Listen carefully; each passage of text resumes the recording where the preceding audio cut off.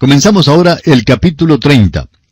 En este capítulo estudiaremos el altar del incienso, el rescate de almas, la fuente de bronce, el aceite de la unción santa y la composición del incienso perfumado.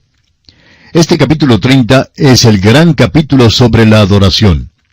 Aquí se nos da las instrucciones para el altar del incienso, el cual habla de la oración. Este capítulo nos dice que sólo los redimidos pueden adorar a Dios. Los tres muebles en el lugar santo hablan de la adoración: el altar del incienso, la mesa para el pan de la proposición y el candelabro de oro. Aquí es donde el pueblo se reúne y se goza de la comunión fraternal. Aquí no es donde se reúne para chismear, sino donde uno come de la persona de Jesucristo. Es un banquete, es un lugar para la adoración. Leamos los primeros 2 versículos de Éxodo capítulo 30, que dicen: «Harás asimismo un altar para quemar el incienso. De madera de acacia lo harás. Su longitud será de 1 codo, y su anchura de 1 codo. Será cuadrado, y su altura de 2 codos, y sus cuernos serán parte del mismo». Las instrucciones revelan que este era un altar pequeño.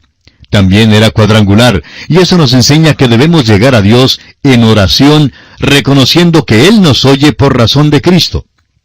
Ahora los versículos 3 y 4 dicen: «Y lo cubrirás de oro puro, su cubierta, sus paredes en derredor y sus cuernos. Y le harás en derredor una cornisa de oro. Le harás también 2 anillos de oro debajo de su cornisa, a sus 2 esquinas a ambos lados suyos, para meter las varas con que será llevado». Aún este mueble pequeño tenía anillos para que se le pudiera meter las varas para cargarlo sobre los hombros de los sacerdotes. En el libro de Números veremos que en la marcha a través del desierto, los levitas llevaban el tabernáculo y el mobiliario. Sigamos adelante ahora con el versículo 6 de Éxodo 30. «Y lo pondrás delante del velo que está junto al arca del testimonio, delante del propiciatorio que está sobre el testimonio, donde me encontraré contigo». Este altar fue puesto allí mismo, delante del velo, y el arca del testimonio y el propiciatorio quedaban al otro lado del velo. Quedaba en el lugar santo, el lugar de adoración. Ahora los versículos 7 y 8 dicen: «Y Aarón quemará incienso aromático sobre él. Cada mañana cuando aliste las lámparas lo quemará. Y cuando Aarón encienda las lámparas al anochecer, quemará el incienso, rito perpetuo delante de Jehová por vuestras generaciones». Aarón debía cuidar del tabernáculo. El versículo 9 prosigue con otras instrucciones: «No ofreceréis sobre él incienso extraño, ni holocausto, ni ofrenda, ni tampoco derramaréis sobre él libación». Este no era un altar de sacrificio. Solo se debía ofrecer incienso sobre este altar. Este altar habla de la oración, y sabemos esto porque la Biblia usa el incienso como un símbolo de la oración y de la alabanza en muchos lugares. David, por ejemplo, en el Salmo 141:2 dice: «Suba mi oración delante de ti como el incienso, el don de mis manos como la ofrenda de la tarde». El libro de Apocalipsis en el capítulo 8, versículo 3, nos da esta descripción del incienso: «Otro ángel vino entonces y se paró ante el altar con un incensario de oro, y se le dio mucho incienso para añadirlo a las oraciones de todos los santos sobre el altar de oro que estaba delante del trono». El Evangelio según San Lucas, capítulo 1, versículo 9, nos informa que, conforme a la costumbre del sacerdocio, le tocó, es decir, a Zacarías, en suerte ofrecer el incienso entrando en el santuario del Señor. Zacarías era miembro de la tribu de Leví y servía en el templo. En este versículo vemos que él estaba sirviendo ante el altar del incienso y que lo hacía durante la hora de la oración. El incienso se asocia con la oración en este versículo, y el Dr. Lucas principia cronológicamente su libro con Zacarías ante el altar del incienso. En otras palabras, Dios habló en el altar del incienso después de haber pasado un silencio de 400 años. Por eso, el incienso es una figura del Señor Jesucristo, nuestro intercesor. Aarón ministraba en el lugar de adoración, y en este sentido particular, Aarón es una figura de Cristo, aunque Cristo realmente es un sacerdote según el orden de Melquisedec, como lo vemos en Hebreos capítulo 7. El escritor a los Hebreos nos dice que Cristo se ofreció en la cruz y murió llevando nuestros pecados. Su carne se rasgó y también el velo del templo se rasgó. El altar del incienso está hoy en día en el cielo y nosotros acudimos a Dios mediante Jesucristo. Él es nuestro gran intercesor. Cristo está en el cielo y el altar habla del lugar donde Él está. Cuando acudimos a Dios en oración, tenemos que acudir por medio del Señor Jesucristo. Hay muchas personas que dicen que pueden llegar directamente a Dios ahora que son salvos. Pero eso no es verdad. Usted y yo, amigo oyente, nos acercamos a Dios por medio de Cristo. Él es quien nos trae a la presencia de Dios. Cristo está en el cielo intercediendo por nosotros. Era maravilloso para los israelitas saber que su sumo sacerdote estaba ante el altar del incienso en el tabernáculo orando por ellos. Y es maravilloso para nosotros saber que Jesucristo, nuestro gran sumo sacerdote, también ora por nosotros. De veras es un cuadro maravilloso de su amor por nosotros. Cristo no ora por el mundo. ¿Sabía usted eso? En su gran oración sumo sacerdotal, Él dice en Juan capítulo 17, versículo 9, «Yo ruego por ellos, no ruego por el mundo, sino por los que me diste, porque tuyos son». Usted dirá, ¿por qué no ora Cristo por el mundo? Jesucristo murió por el mundo, y el Espíritu Santo habla a los corazones de los hombres y hace que la ofrenda de Cristo sea real para ellos, y les da la oportunidad de aceptar su obra en la cruz y de recibirle como su Salvador. Cristo no podía hacer más que morir por los pecados del mundo. Ahora Él está en el cielo, orando por aquellos que le han recibido como su Salvador. Estoy muy agradecido de que Él esté haciendo eso, porque si Él no estuviera en el cielo orando por nosotros, amigo oyente, es muy poco lo que lograríamos acá en la tierra. ¡Qué cosa más preciosa es tener a un gran sumo sacerdote que ora por nosotros! Dios oye nuestras oraciones por lo que Cristo es y por lo que Él hizo por nosotros en la cruz del Calvario. El apóstol Pablo nos dice en su carta a los Efesios capítulo 1, versículo 6, «Para alabanza de la gloria de su gracia, con la cual nos hizo aceptos en el amado». Por causa de Jesucristo, Dios el Padre nos acepta en el amado. En Mateo 17:5, Marcos 9:7 y en Lucas 9:35, Dios el Padre dijo, «Este es mi Hijo amado, a Él oíd». Ahora no debemos oírle solamente, sino que debemos también orar por medio de Él. Jesucristo nos dijo en Juan 14:14 que, «Si algo pidiereis en mi nombre, yo lo haré». Esto es lo que significa orar en el Espíritu. Usted notará que este altar está separado de los otros muebles. Solo los sacerdotes podían adorar aquí. Aún el rey Usías fue afligido con lepra cuando trató de meterse allí. Este relato lo encontramos en el segundo libro de Crónicas, capítulo 26, versículos 16 al 21. Y aún hoy en día, son solo los sacerdotes quienes pueden orar. Hay mucha tontería vana y sentimental que se habla hoy en día en cuanto a las personas que supuestamente pueden vivir en el pecado y rechazar a Cristo, y luego en la hora de la adversidad pueden arrodillarse delante de Dios y esperar que les dé una contestación. Las películas incluyen escenas que describen experiencias como estas, y algunos predicadores que se guían por el sentimentalismo hablan como si tales cosas sucedieran. Pero Dios dice que Él no contestará oraciones como estas. Vamos a tener mucho cuidado en cuanto a esto, amigo oyente. El altar del incienso es donde se acercan los sacerdotes. La única oración que puede orar el pecador es la del publicano. Dios, sé propicio a mi pecador. Dios oirá y contestará esa oración cuando sea ofrecida.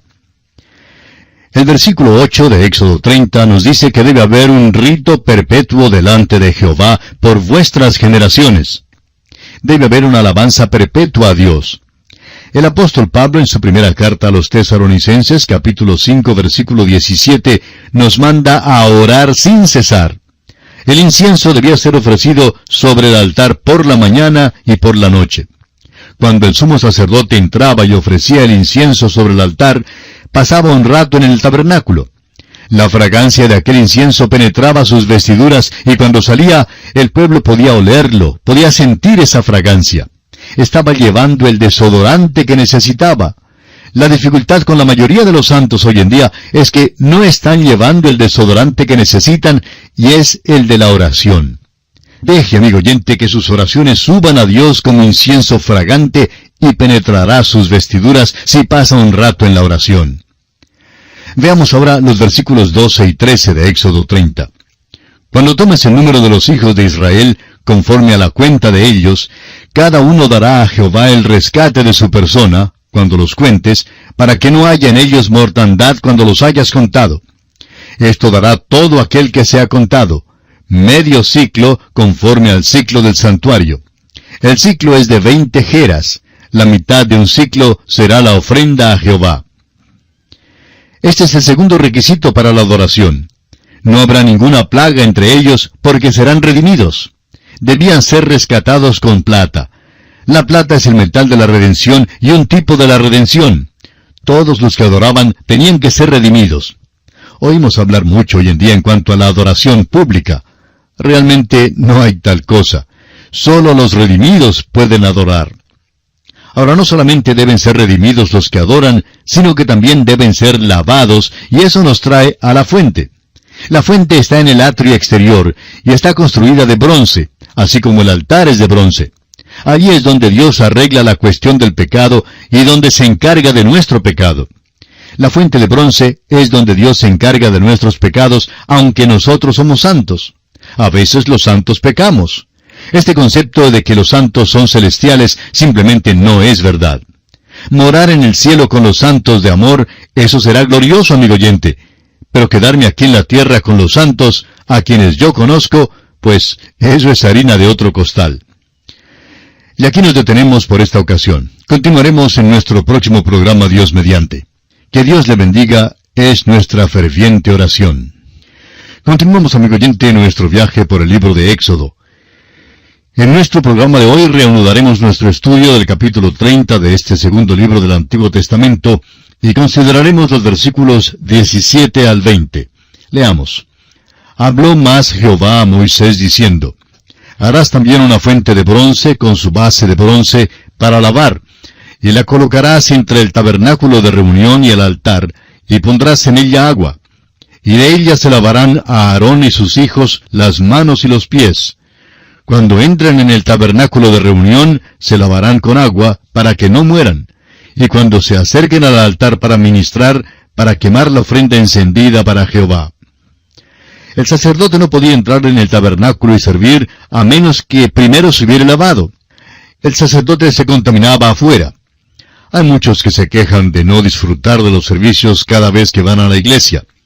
Pero después de todo, tal vez no sea porque el predicador es aburrido. Puede ser que el creyente esté sucio. Cuando hay la combinación de un predicador aburrido y un santo sucio, pues no puede haber un servicio muy estimulante. Nos ensuciamos en el mundo, amigo oyente, y no podemos adorar sino hasta cuando seamos lavados. Por eso el Señor lavó los pies de los discípulos en Juan capítulo 13. Todavía lo hace hoy en día. Necesitamos acercarnos a la fuente, amigo oyente. Eso es lo primero que hacían los sacerdotes. Iban al altar de bronce, se lavaban antes y después. Si iban al lugar santo, se lavaban antes de entrar y se lavaban después de salir. Opinamos que este asunto del lavamiento era muy importante. El hecho es que era tan importante que podemos imaginarnos a un sacerdote diciéndole a otro allí en la fuente, bueno, ¿y cuántas veces has estado tú aquí hoy? Y el otro sacerdote podría responder, bueno, casi una docena de veces, hasta que mis manos ahora se ven como si estuvieran metidas en la paila de fregar platos. Me he lavado tanto, y me pregunto por qué Dios quiere que nos lavemos tanto. Y Aarón, parándose allí mismo, bien podría haber dicho, el Señor quiere que te laves y te laves y te laves, para que sepas que tienes que ser santo. No le puedes adorar, ni servirle, ni serle útil, a menos que te hayas lavado. Amigo oyente, a Dios no le agradan los santos que viven en el pecado. De vez en cuando se oye decir de un hombre que se involucra con una mujer y se comenta, pues no comprendo cómo tal cosa pueda suceder. El hombre bien pudo haber sido un predicador o un obrero evangélico muy bueno, pero si usted comprueba su obra, encontrará que es madera, heno y hojarasca.